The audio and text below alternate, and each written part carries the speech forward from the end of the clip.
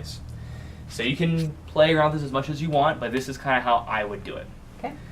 So I'd go, okay, well, we're definitely very excited to have you as part of this team. We're counting on you to really take on some responsibilities for us, but the great thing is we're all here as a team. We're ready to help you and train you and do whatever we need to do to make sure you have as much success as possible working for Acton Family Chiropractic. Great. That sound good? Yeah. Okay, so where we start is what exactly do you do? And then, of course, one of the most frustrating things for any employee, I think, myself included, would be not knowing what the heck I'm doing, and then it feels like you're just spinning your wheels, right? Right. So you have this big board here, right? You can see there's a lot of things on there, these different colors, different columns, there's names everywhere. If you were just to stare at this, you'd probably feel a bit overwhelmed, and I understand.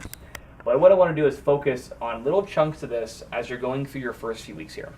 But what specifically I want to go over with you is kind of explain to you what you're looking at.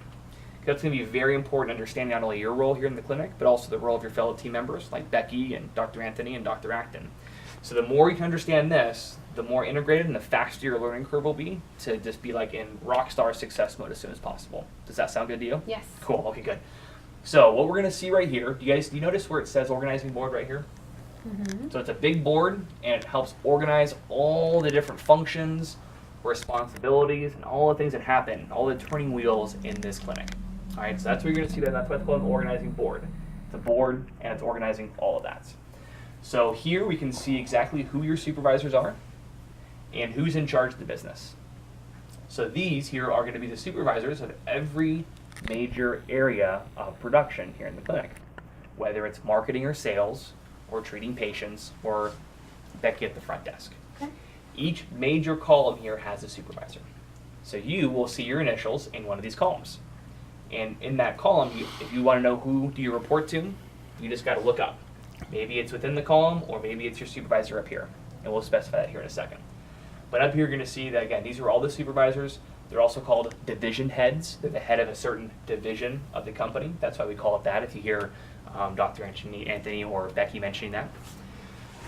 So underneath each of these supervisors, they're in charge of each major section. Now, this is called a division. It's called a division very simply because it divides out the major areas of production of the organization. We have front desk and HR, right?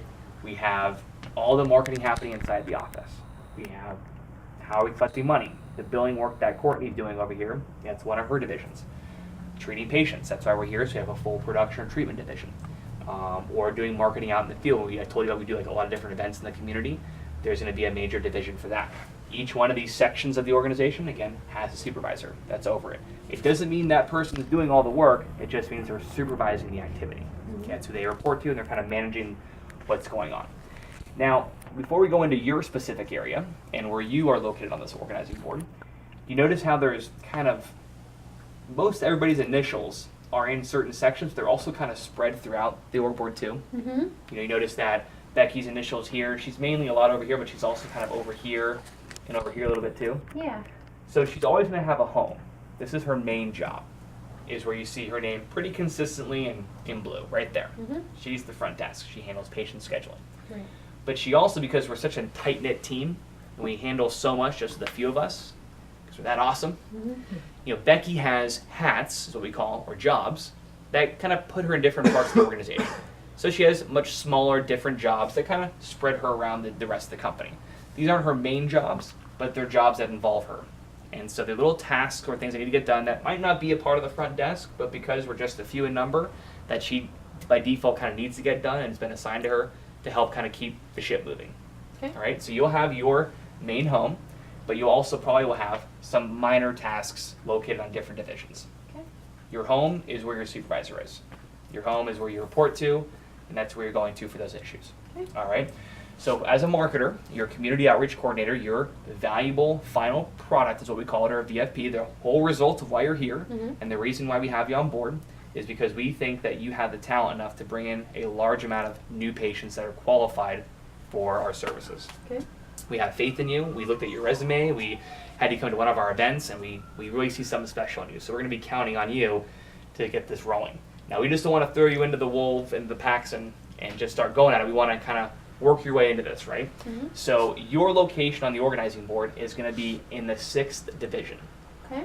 This division is in charge of all the marketing that we do outside the office. Okay. all events, any community outreach we do.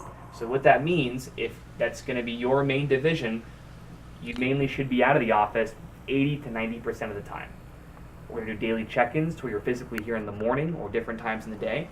But if you're here for the entire day, multiple days, would you agree that we might go, wait a minute, something's wrong here. Why isn't she out in the field? Right. Because that's actually what your job consists of. Mm-hmm. All right. So this is where you're going to see your name located in Department 16.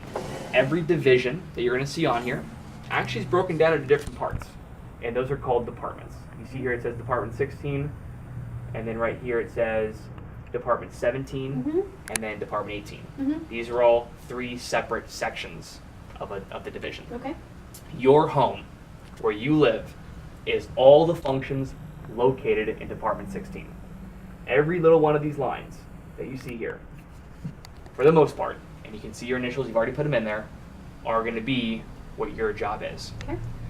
If you read these, you're going to see it has a lot to do with community events, setting up events, getting promotion ready for events, getting stock responsibilities to make sure we're not out of promotion, doing direct public contact, doing what we call PGCs, handing out and prospecting people directly one-on-one out in the community, getting health surveys done in the community, doing drop-ins on corporations, getting out there, making sure we have lead boxes in all the major mom and pop shops in the community.